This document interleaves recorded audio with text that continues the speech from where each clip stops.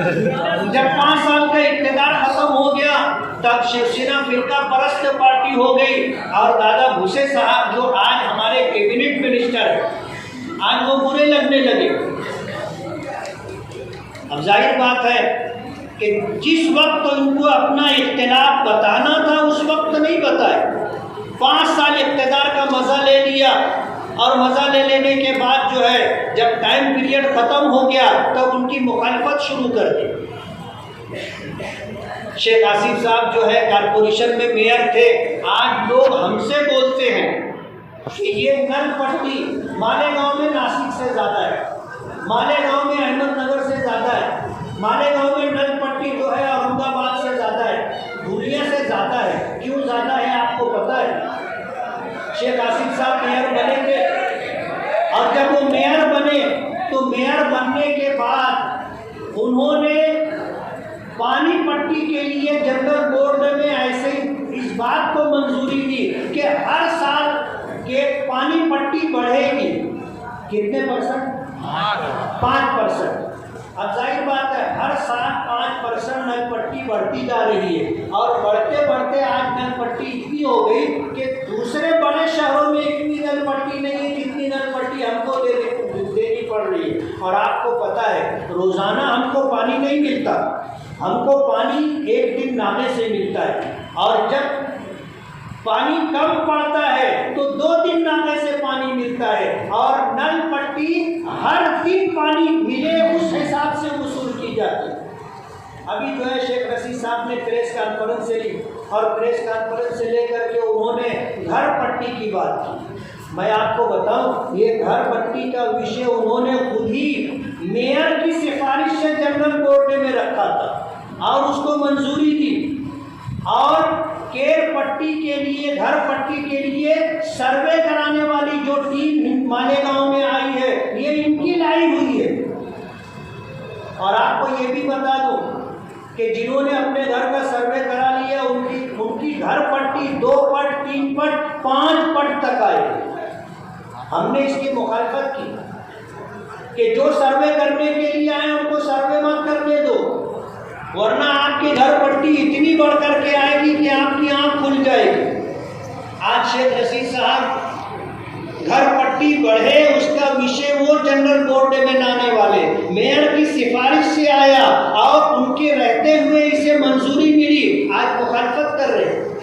आपको उसी वक्त तो रोकना चाहिए था ना। और चलो आखिरी जो आपने जनरल बोर्ड की मीटिंग की थी कम से कम उसमें तो जो है अपनी पिछली गलती दुरुस्त कर लेते, ये उन्होंने नहीं किया।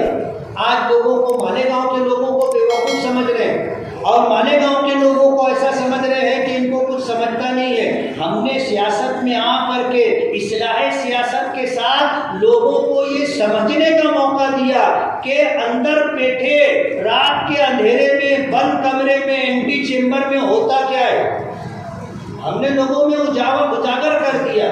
तो लोग बोलने लगे ये मौलाना को कहाँ उड़ दे रहे यार, ना ये देते ना लेने देते, ना ये लेते ना लेने देते, इस तरह की बातचीत हो रही है। मैं ये कहना चाहता हूँ कि इन 1 साल के अंदर हमने जो रोड रास्ते बनाए हैं, 1 साल के अंदर हमने जो काम किया है आप देख लीजिए, आप इंशाअल्लाह मुतमईन होंगे। मालेगांव शहर एक ऐसा शहर है जिसे लोग कहते हैं कि ये जज्बाती शहर है। 12 नवंबर का जो मामला हुआ था, 12 नवंबर के मसले में शहर को पता है कि हमारे आका सरकार दो आलम सल्लल्लाहु अलैहि वसल्लम की शान मुबारका में गुस्ताखी की गई थी और रज़ा अकेडमी की तरफ से ये आवाज़ उठी थी कि हमें शहर बंद करके अपना एहतजाज दर्ज कराना चाहिए। मालेगांव की एक सियासी मजहबी समाजी मिली तंजीम ऐसी नहीं थी जिसने मुखालफत की, सब ने तारीफ की थी। और मालेगांव की तारीख के अंदर आपको पता होना चाहिए कि इतना कामयाब बंद कभी भी नहीं हुआ। 12 नवंबर का बंद ऐसा था, लेकिन जो लोग एहतजाज करने वाले थे वो लोग तो शहीदों की यादगार के पास थे। मैंने कुछ लोगों को फ़ोन करके कहा था कि हालात पर नज़र रखो और हमारा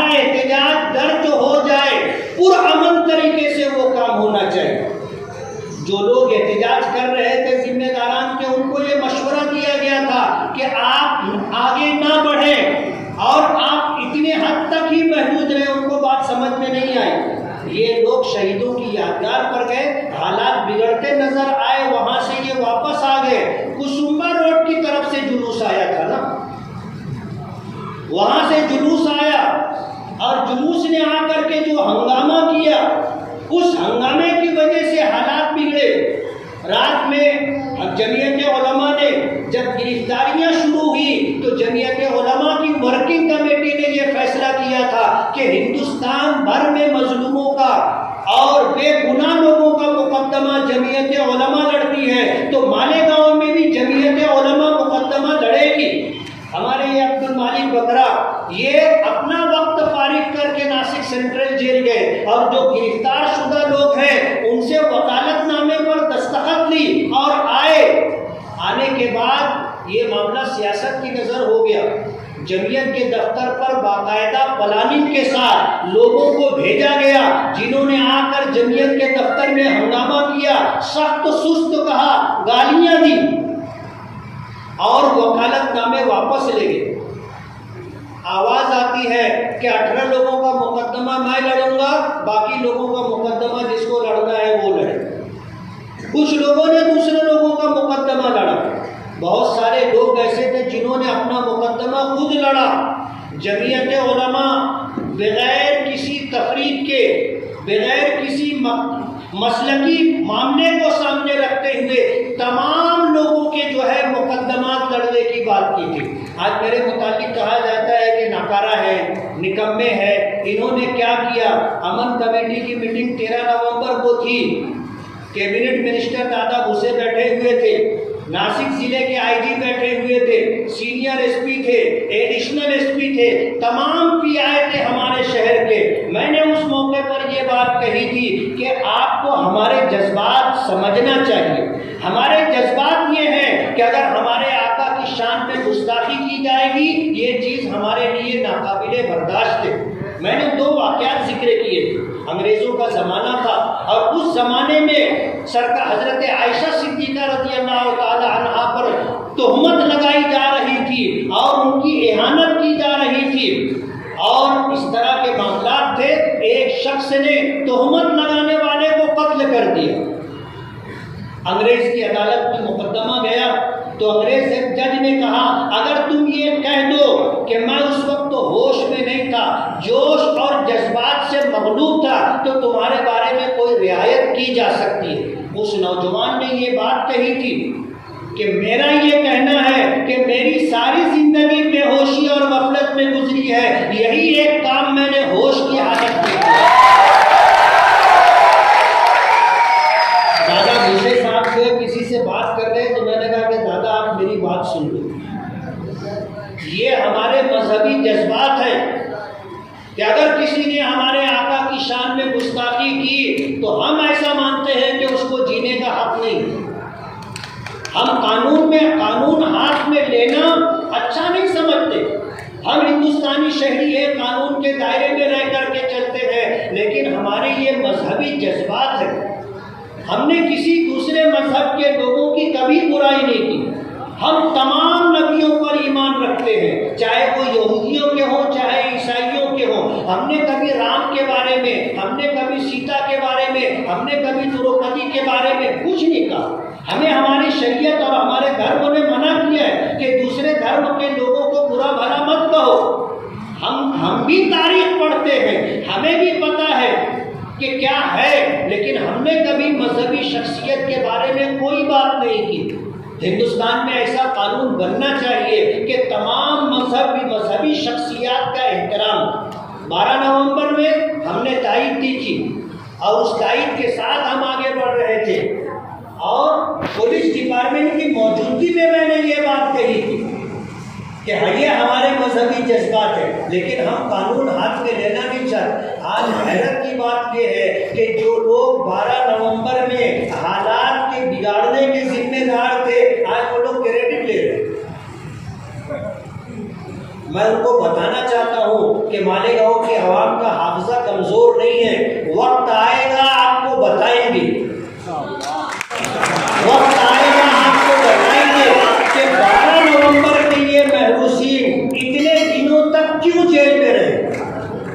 मालेगांव में फायरिंग होती है, मालेगांव में फायरिंग होती है और 90 दिन के अंदर उनकी जमानत हो जाती है, यानी 1 महीने के बाद जमानत होगी। जिन्होंने पत्थर चलाए उनकी 11-12 महीने तक जमानत नहीं होती। शहर एक है, गुनाह में काफ़ी फर्क है। पुलिस डिपार्टमेंट वही है, दूसरा नहीं है। कानून और दस्तूर भी वही है। फायरिंग गोली चलाने वालों की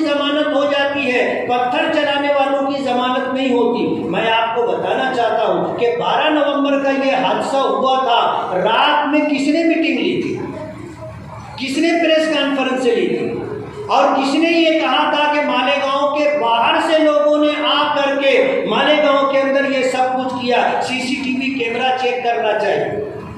इसी प्रेस कॉन्फ्रेंस में कही गई बात पर 120 बी की कलम पुलिस ने लगाई, यानी मुनज़्ज़म साजिश के तहत शहर में बगावत का माहौल पैदा करना।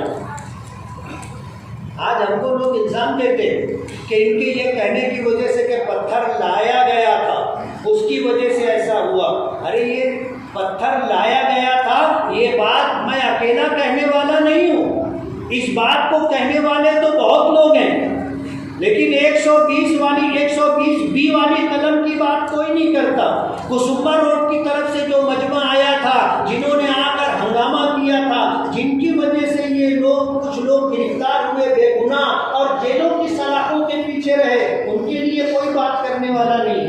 लेकिन गांव वालों का हाफिजा कमज़ोर नहीं है, इसलिए मैं आपसे ये कहना चाहता हूँ कि आप ख्वाबे गफलत में ना रहें। मालेगांव की आवाम का हाफिजा कमज़ोर नहीं है, और अगर कहीं गर्द गुबार आ जाएगा तो हम साफ करने के लिए मौजूद है ना।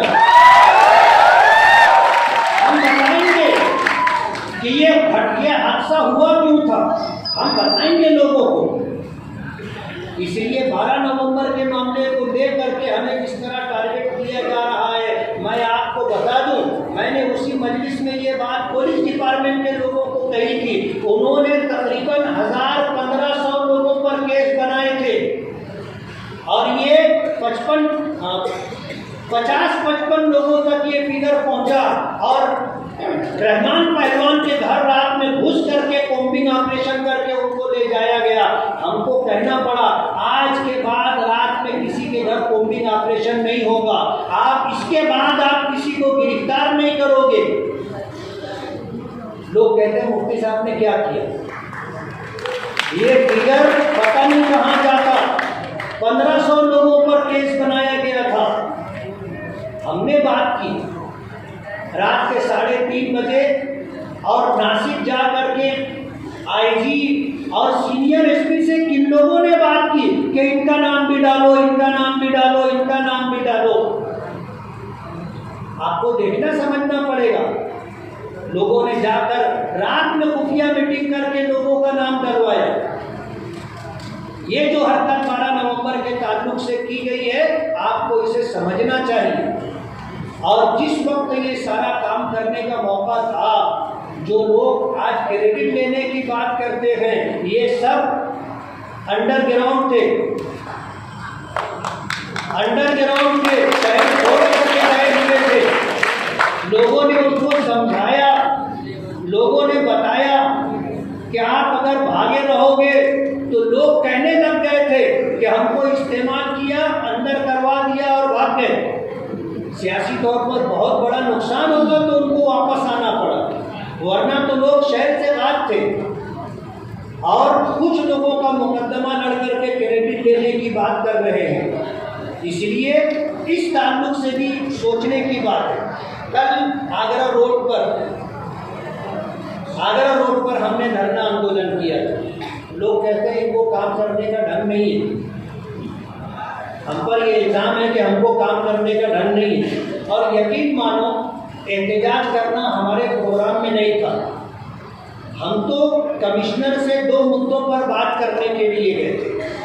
2 मुद्दों पर बात करने गए थे कि आगरा रोड का मुद्दा है और शहर में साफ सफाई का मसला है। हॉस्पिटल बीमार बच्चों से भरे हुए हैं, गवर और समौवा के मरीज की, और बड़े लोगों को भी परेशानी और तकलीफ है। साफ सफाई शहर में होना चाहिए। कमिश्नर से मुश्किल से उसने टाइम दिया और उसने हमें अपनी ऑफिस में बुलाया। हम लोग जब गए 8-10 लोग, तो वहाँ जाने के बाद मालूम पड़ा कमिश्नर है ही नहीं, उसकी ऑफिस में ताला लगाया। हमने ताला खुलवाया, ऑफिस में बैठे, कमिश्नर को फ़ोन किया तो फ़ोन करने पर कमिश्नर ने कहा कि साहब मुझको आधा घंटा और लगेगा। तो मुझे ये कहना पड़ा कि जब आधे घंटे के बाद आप आने वाले थे तो हमको अभी क्यों बुलाया। बोले ठीक है आप बैठो मैं आता हूँ। आधा घंटे से कम कुछ हम लोग बैठे, लेकिन वो आदमी आया नहीं। मजबूर होकर के हमको फिर ये करना पड़ा कि अब चल करके जिस मसले के लिए आए थे वहाँ जा करके बैठे। वहाँ जाने के बाद सिटी इंजीनियर पीछे से आया, ठेकेदार भी था, उससे बातचीत होने लगी। तो वो ठेकेदार से मैंने कहा कि ये गटर का पानी रोड पर क्यों है, और आज पहला दिन नहीं, 2 हफ्ते से ज़्यादा हो गया, 3 हफ्ता हो गया, सारे ही लोगों को तकलीफ है। तो बोले ये डिग्री का मसला है। मैंने कहा ये देख तेरा मसला है, ठेका लेने से पहले तुझको देखना चाहिए था कि ये काम तू कर सकता है कि नहीं कर सकता, और जब तूने ठेका ले लिया है तो काम करके दे। तो वो ठेकेदार ने जो जुमला कहा मैं आपको बताना चाहता हूँ, उसने कहा कि हमारे काम करने का यही तरीका है। जुबान पर कुछ आ गया था, मैं रुक गया। तो ये कहना पड़ा कि अभी तेरा मामला नहीं है, हम लोग जो है उससे भिड़ने के लिए नहीं आए, अभी ये रोड का मसला है, कारपोरेशन कमिश्नर की बात है, ये मसला देख लेते ना, इसके बाद तू जो बोल रहा ना यही तरीका है काम करने का, इसके बाद तेरा नंबर रहेगा। और वो काम बाकी है, क्या बात है, वो काम बाकी है।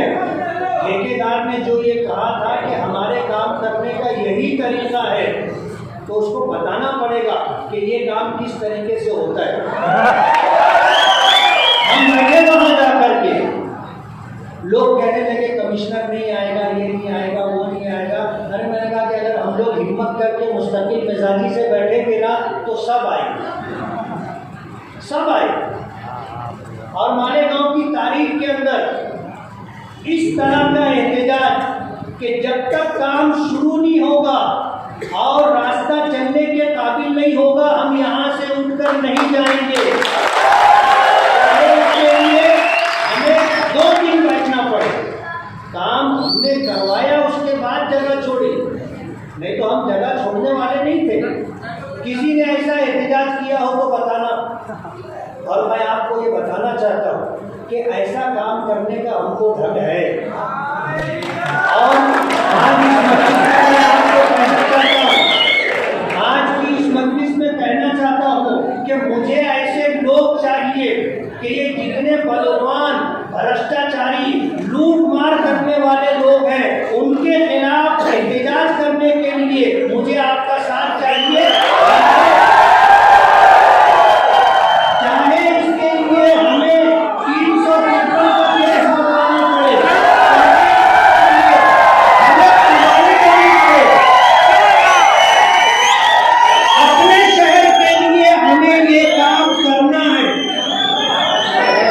कमिश्नर साहब ने वहां पर ये बात कही थी, वो ये जब वो आए तो घंटों के इंतजार के बाद आए, और जब आए तो वो पानी जो रोड पर था किसी ने वो पानी उठा करके फेंका, तो वो पानी मेरे ऊपर भी आया, अतर अशरफी पर भी आया।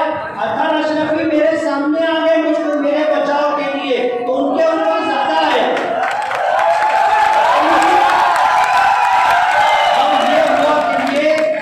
लोगों का जन आक्रोश है, ये जन आक्रोश है कि पब्लिक जो तकलीफ कई हफ्ते से झेल रही थी, उस पब्लिक ने अपने गुस्से का इजहार किया।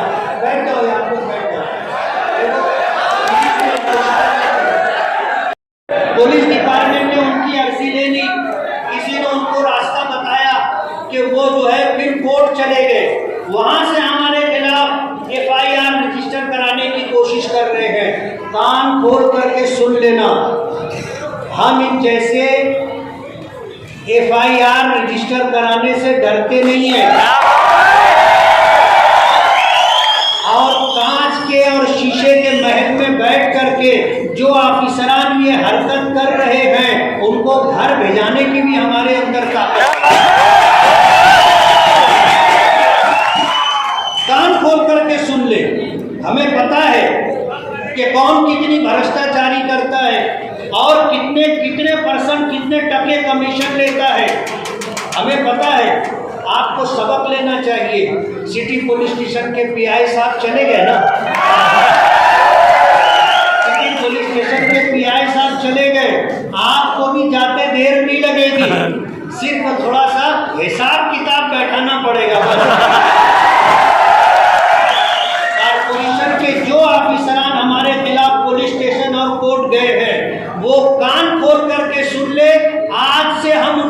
पीछे लगे रहेंगे और हम देखेंगे जहां हमें थोड़ा सुकून लगी, इंशाअल्लाह अच्छी बिसात बिछाएंगे, अच्छा जाल बिछाएंगे और उनको जमा करवाएंगे, उनको दाल आटे का भाव क्या है हम बताएंगे। शीशे के महल में बैठ करके जो काम उन्होंने किया है, कर रहे हैं, करने का उनका प्रोग्राम है, उसका इलाज हमारे पास है। अयाज अंकल जैसे लोग हैं ना हमारे पास है,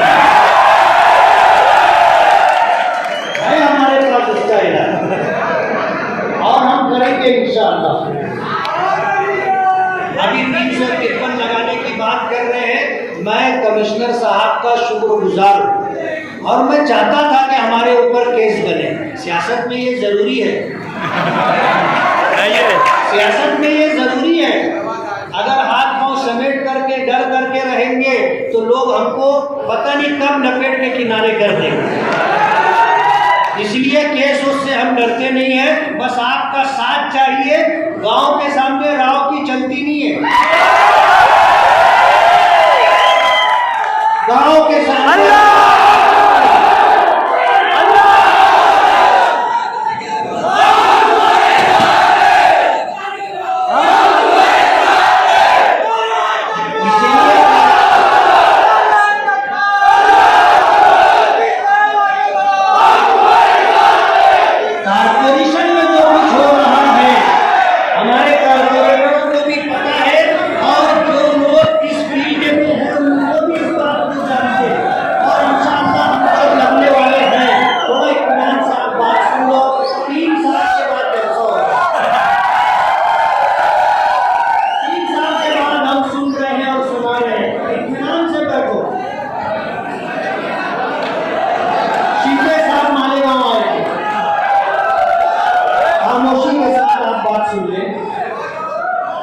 हमारे स्टेट महाराष्ट्र के चीफ मिनिस्टर ने पूरे डिवीजन की मीटिंग मालेगांव में रखी और उस डिवीजन की मीटिंग में एक एमएलए होने की हैसियत से हमें जाना था। हम गए और वहां जाने के बाद पहला प्रोग्राम था जो उनका, उसमें पहुंचे और पहुंचने के बाद जब प्रोग्राम खत्म होने लगा तो चीफ मिनिस्टर साहब ने मुझसे पूछा कि मुफ्ती साहब आपकी गाड़ी कहाँ है?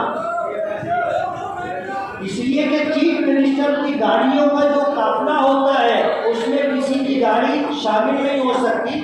ये सिक्योरिटी का एक मसला है और चीफ मिनिस्टर साहब को जेट वाला सिक्योरिटी मिली हुई है, तो वो मुझसे पूछने लगे कि आपकी गाड़ी कहाँ है? मैं तो मोटरसाइकिल पे गया, भाई बैठ जा, नीचे बैठ जा।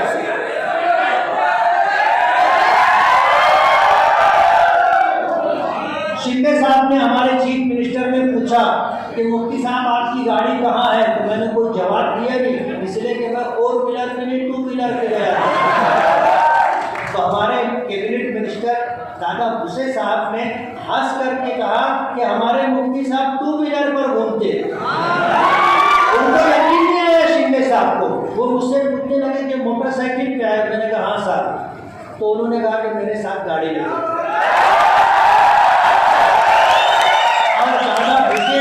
उन्होंने जिम्मेदारी दी कि आप मुफ्ती साहब को ले जा करके गाड़ी में बिठाओ। तो चीफ मिनिस्टर साहब के गाड़ी में बैठने से पहले मैं और दादा भूसे गाड़ी में बैठ चुके। उसके बाद क्या हुआ वो मैं आपको बताना चाहता हूँ। अब जो प्रोग्राम था वो इस प्रोग्राम में, उस प्रोग्राम में, उस प्रोग्राम में, जहाँ जहाँ वो गए उनकी गाड़ी में मैं बैठा था, मुझे जाना पड़ा। मैं ये तो नहीं कह सकता था कि साहब ये प्रोग्राम में मैं आपके साथ आ गया, अब अगले प्रोग्राम में नहीं जाऊँगा, मुझको नीचे उतारो। मैं नहीं बोल सकता। उन्होंने इज्जत दी। आज वो स्टेट के चीफ मिनिस्टर है, हमें तो उनके पास काम लेकर के जाना पड़ेगा। अब उनके प्रोग्राम में स्टेज पे मैं चला गया तो मुस्तकीम साहब ने प्रेस कॉन्फ्रेंस से ले ली, डॉक्टर खालिद साहब ने प्रेस कॉन्फ्रेंस से ले ली और एजाज बेग साहब ने कॉन्फ्रेंस से ले ली। मुझे समझ में नहीं आ रहा है कि इन दोनों में क्या कनेक्शन है। ये आपको समझना होगा। ये हमारी मजबूरी थी जिसको उन्होंने प्रेस कॉन्फ्रेंस से लेकर के शहर में उजागर करने की कोशिश की, और हमारे माजी डिप्टी चीफ मिनिस्टर साहब आए तो उन्होंने ये बात कही कि ये जिस पार्टी से ताल्लुक रखते हैं वो बीजेपी की बी पार्टी है, और इन्होंने बीजेपी का स्टेज शेयर किया। मालेगांव के लोग इतने बेवकूफ़ नहीं हैं। आज बी पार्टी होने का इल्ज़ाम हम पर लगाया जाता है। अभी अतर अशरफी साहब ने कहा कि ये खुद ही जो है फूलों का गुलदस्ता ले जा करके देवेंद्र फडणवीस साहब को देते हैं, और फिर उसके बाद आकर अखबार में खुद ही छपवाते भी हैं। यानी वो अगर जा करके मिले तो बी पार्टी नहीं, वो जा करके मिले तो कोई बात नहीं।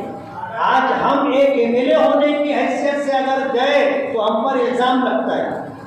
समझना चाहिए आज हमारे शहर में जो हालात हैं, पुलिस डिपार्टमेंट अगर यहाँ हो तो वो इस बात को नोट कर ले। अब हम अपनी खानका से बोलो, मस्जिद से बोलो, अपनी ऑफिस से बोलो, घर से बोलो, हम बाहर निकल गए। 8 दिन पहले प्राइवेट बिजली कंपनी का नंबर लग गया। 8 दिन बाद जो है आगरा रोड के उन्वान से कमिश्नर साहब का नंबर लगा, और हमने जिस तरह एहतजाज किया, अगर उनके ऊपर पानी, मेरे ऊपर, अतर अशरफी के ऊपर पानी नहीं डाला गया होता तो आप समझ लो कोई बात नहीं थी। हम अपना काम खुश उसलूबी से करवा करके उठते, जो होना था हुआ। लेकिन मैं ये बताना चाहता हूँ, पुलिस डिपार्टमेंट इस बात को नोट कर ले।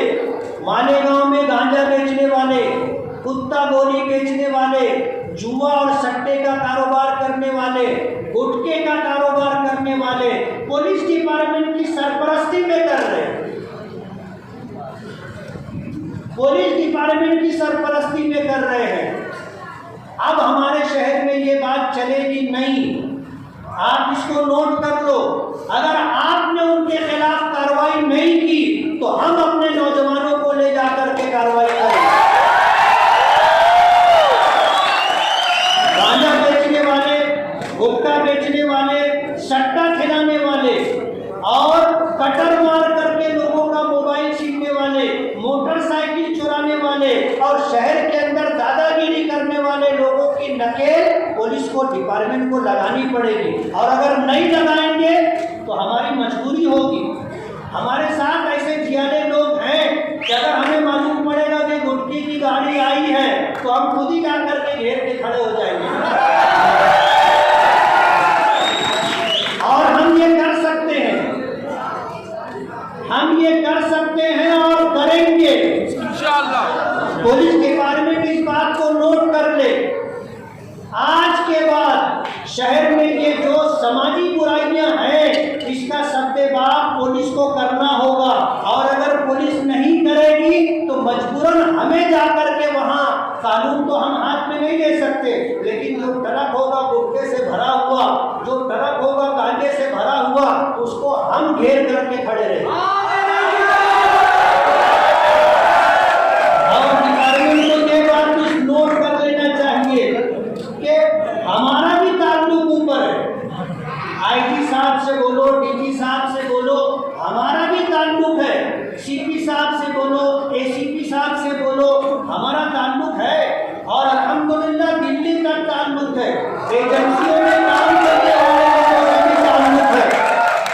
इसलिए अभी जो पुलिस डिपार्टमेंट के लोग होंगे इस बात को नोट कर लें। हमारे शहर के अंदर अब ये सट्टा, जुआ, कुत्ता गोली, गांजा फरोशी और नशे की जो मुख्तलिफ चीज़ें हैं, इस पर आपको कंट्रोल करना होगा। मालेगांव की हालत क्या हो गई? मालेगांव में ऐसा हो गया कि ये अड्डा हो गया, ये अड्डा हो गया। ट्रक से भरा, गांजे से भरा हुआ ट्रक मालेगांव आता है और मालेगांव से फिर दूसरे स्टेट में और दूसरे सिटी के अंदर उसकी तकसीम होती है। पुलिस डिपार्टमेंट क्या कर रही है? कहाँ से इतना माल आता है और मालेगांव से कैसे कहाँ जाता है? डिपार्टमेंट को ये चीज़ देखनी पड़ेगी। और अगर डिपार्टमेंट आंख नहीं खोलेगी तो हम उनकी आंख खुलवाएंगे। डिपार्टमेंट कार्रवाई नहीं करेगा, हम कार्रवाई करवाएंगे। और मुझे सिर्फ आपका साथ चाहिए। कहते ना, जो गुनहगार होता है वो बुज़दिल होता है, जो गुनहगार होता है वो डरपोक होता है। अगर उसको पता भी चल गया ना कि मेरी गाड़ी आएगी और लोग घेर लेंगे, तो वो गाड़ी तो क्या खुद ही गांव में नहीं आएगी। सिर्फ आपको हिम्मत करनी है। और मैं आपको बता दूं, 12 नवंबर के हादसे के बाद मालेगांव के लोगों का हौसला टूट गया था। कोई एहतजाज करने की हिम्मत नहीं रखता था। हमने शुरुआत की है, हमने शुरुआत की है। और वो जो डर और खौफ का माहौल था, उसको खत्म करने के लिए हमने एहतजाज शुरू किया। और दूसरा एहतजाज हमारा पहले एहतजाज से ज़्यादा सख्त था। आप अंदाजा कर ले, हमें अब ये सब काम करना है। और मैं बता दूं, ये काम हम कर सकते हैं और लोगों से अच्छा कर सकते हैं, और हमने करके दिखाया है। इसलिए मुझे आपका साथ चाहिए। कांग्रेस डिपार्टमेंट, मैं कांग्रेस बोल रहा हूँ, पुलिस डिपार्टमेंट को ये बात नोट कर लेना चाहिए कि मालेगांव में जो समाजी बुराइयां हैं, इसका सत्यापात करना आपकी जिम्मेदारी है। ये इसकी आप रोटी रोजी खाते हो, आपको ये बंद करवाना होगा। और अगर आपने ये बंद नहीं करवाया तो मजबूरन हमें रोड पर आकर के ये सब कुछ करना पड़ेगा। आज इस वक्त मालेगांव के अंदर जो हालात है, बिजली कंपनी के 5 मई 2019 को माजी आमदार शेख आसिफ साहब के दौर में ये एग्रीमेंट हुआ है, और 20 साल के लिए ये मुसीबत हम पर लादी गई है। आज बिजली के मसले को लेकर के हमारा शहर जिस तरह परेशान है, शायद माजी में इतनी बड़ी परेशानी नहीं रही। घरगुती मीटर के ऊपर जब ये बिल बनाते हैं तो 50,000 से ऊपर, और जब कारखाने का बिल बनता है तो कई लाख रुपये में बनता है। और ये प्राइवेट बिजली कंपनी, हमने जिम्मेदारी के साथ ये बात कही है कि ये मालेगांव को लूटने के लिए आए। एक लुटेरा वो होता है जो ताकत के बलबूते पर, अपनी हथियार के बलबूते पर आकर लूट करके जाता है। इन्होंने कानून का सहारा लेकर के लूटने का काम किया। प्राइवेट बिजली कंपनी की मनमानी चलेगी नहीं, प्राइवेट बिजली कंपनी की मनमानी चलेगी नहीं। अगर किसी को तकलीफ है तो वो हमसे राब्ता करे, उसका मसला इंशाअल्लाह हम हल करवा के देंगे। हमारा ये शहर मजदूरों का शहर है, बुनकरों का शहर है। अभी शनिचर के दिन, इसी हफ्ते में शनिचर के दिन दिल्ली से टेक्सटाइल मिनिस्ट्री की तरफ से एक कमेटी आई थी। मालेगांव के ताल्लुक से पावरलूम के जितने मसाइल हैं, उन मसाइल पर नुमाइंदगी की गई और मालेगांव में क्या होना चाहिए ये तफसील उनको दी गई। और इस तफसील के साथ वो कमेटी दिल्ली वापस गई है। बुनकरों के मसाइल के हल के लिए हम इंशाअल्लाह यहाँ से लेकर दिल्ली तक जो है मेहनत करेंगे और कोशिश करेंगे, और इंशाअल्लाह हम अपने शहर के रोजगार के लिए कामयाब जद्दोजहद और कामयाब नुमाइंदगी करेंगे। इसी के साथ मैं आपको ये बता दूं कि मालेगांव में 2 नंबरी लोगों की सरपरस्ती करने वाले कौन लोग हैं, आपको समझना होगा।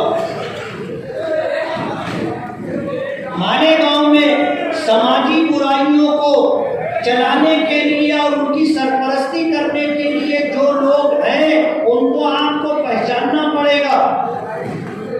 जाहिर बात है, मुझे मालूमात मिली कि गांजे के कारोबार में मालेगांव के 2 लोग थे, उनका झगड़ा चल रहा था।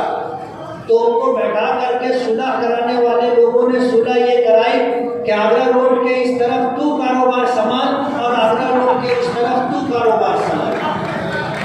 हमें पता है, और मुझे ये भी यकीन है कि डिपार्टमेंट को भी पता होगा, लेकिन डिपार्टमेंट क्यों कार्रवाई नहीं करती, ये आप समझ सकते हैं।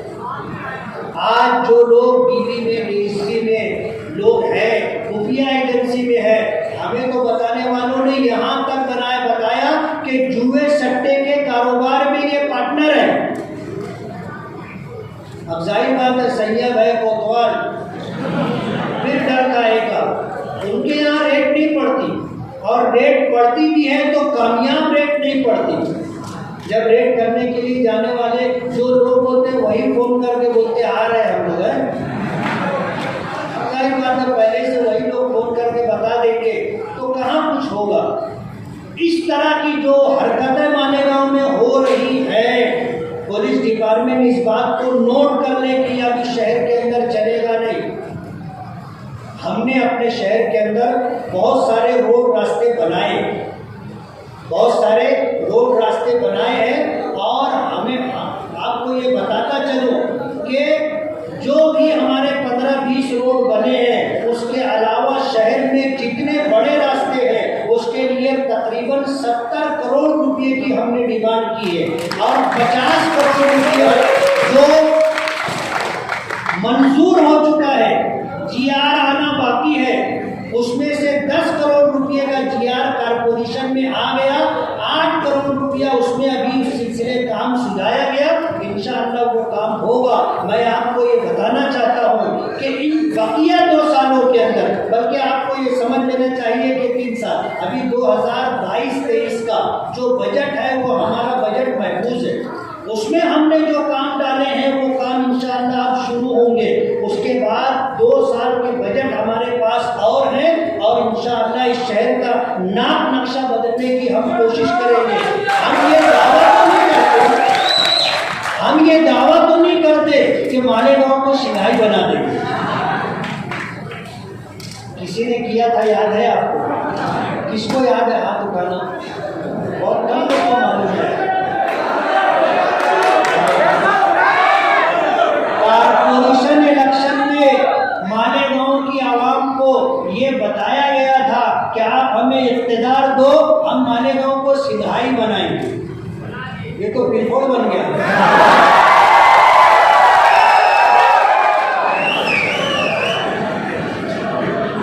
आगरा रोड का हमारा बजट 10 करोड़ 78 लाख रुपया, राउंड फिगर 11 करोड़ रुपया मंजूर था, हाफ फिक्स रोड बनने वाली थी।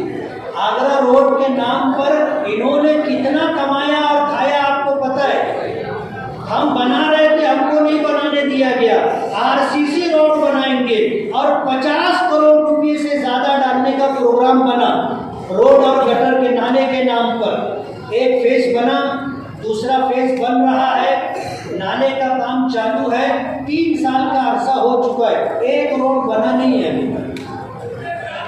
अभी तीसरा फेज बनेगा, दरेगांव नाके तक तब जाकर के एक रोड बनेगा। हमारा काम ना हो उसके लिए ये सारी हरकतें की जाए। हमने गुजारिश की थी कि अगर आपके पास 50 करोड़ रुपया है तो मालेगांव के अंदर अतराफ में जो कच्चे इलाके हैं, आप वहाँ रोड है, पानी की पाइपलाइन है, आप वहाँ पर जो है गटर है और लाइट है, ये नज़्म कर दो, सबका काम हो जाता। लेकिन ये करना नहीं था, इसलिए जो है हमारा काम रोकने के लिए जो कुछ वो कर सकते थे उन्होंने किया। आज इस मौके पर मुझे चिट्ठी दी गई कि गठबंधन के ताल्लुक से भी बोलो। हमने कभी गठबंधन की मुखालफत नहीं की, कहीं गठबंधन के ताल्लुक से इख्तिलाफ की आवाज़ हमारी तरफ से आपको सुनाई नहीं दी गई होगी, लेकिन हमारे खिलाफ मुसलसल लिखा जा रहा है और मुसलसल बोला जा रहा है। मैं ये बात बताना चाहता हूँ कि वो सारी पोस्ट हम महफूज रखें। ऊँट भी पहाड़ के नीचे आता है ना, ऊँट भी पहाड़ के नीचे आता है, तब उसको पता चलता है कि उसका कद है बड़ा या पहाड़ ऊंचा है। हम बताएंगे, लेकिन हमने गठबंधन की मुखालफत नहीं की। गठबंधन हमारी चाहत है, हमारी मजबूरी नहीं है। लेकिन हमारे साथ जो सुलूक किया जा रहा है, हमें ऐसा लगता है कि वो लोग गठबंधन बाकी नहीं रखना चाहते और हम पर इल्जाम डालना चाहते हैं कि गठबंधन इनकी वजह से टूटा, हम तोड़ने वाले भी हैं गठबंधन। लेकिन जाहिर बात है ताली दो हाथ से बजती है, ताली दो हाथ से बजती है, एक हाथ से ताली नहीं बजती। जब हम और आप दोनों चाहेंगे कि गठबंधन बाकी रहे तो ही गठबंधन बाकी रहेगा, और अगर हम चाहते रहें और आप ना चाहो तो मियाँ बीवी का रिश्ता भी नहीं रहता ना, मियाँ बीवी का रिश्ता भी बाकी नहीं रहता, तो गठबंधन की क्या बात है।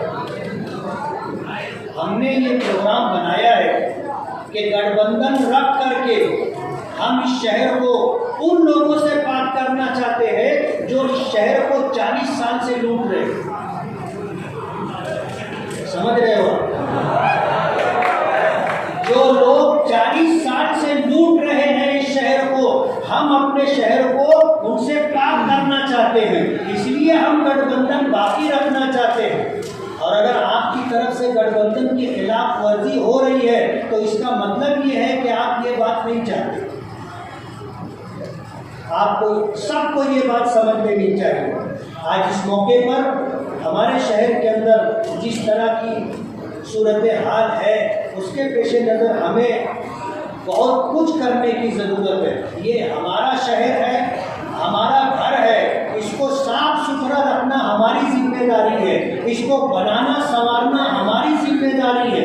दुख के साथ कहना पड़ता है कि हमारे यहाँ गटर का ढक्कन बनता है, रात में गायब हो जाता है। हैरत की बात यह है कि संडास का दरवाजा लोग तोड़ करके ले जाते हैं। ये हमारा शहर है, अगर हम अपने शहर के साथ ये सुलूक करेंगे तो हमारे शहर के अंदर कैसे जो है तामीर और तरक्की का काम हो सकेगा। आपको अपने शहर के लिए कुर्बानी देनी है, और कुर्बानी दोनों तरीके से देनी है कि कोई दूसरा अगर इसको लूट रहा है, इसको तबाह और बर्बाद कर रहा है तो उसको रोकना भी हमारी जिम्मेदारी, उसकी हिफाजत करना भी हमारी जिम्मेदारी है। और इस शहर के विकास और तरक्की के लिए जो हमारी जिम्मेदारी बनती है हमें वो जिम्मेदारी पूरी करनी होगी। अगर हमने वो जिम्मेदारियां पूरी की तो इंशाअल्लाह हमारे शहर का कामकाज होगा, और इस तरह जो है कामकाज होने के बाद मालेगांव इंशाअल्लाह तरक्की करेगा। और आपने इस वक्त जो वक्त मुझे दिया है मेरी बात सुनने के लिए, मैं आखिर में ये कहना चाहूँगा कि खौफ व जुल्मत से नहीं, खौफ व जुल्मत से नहीं, हुस्न व यकीन से होगा। खौफ जुल्मत से नहीं, हुस्न यकीन से नहीं होगा। एक नई सुबह का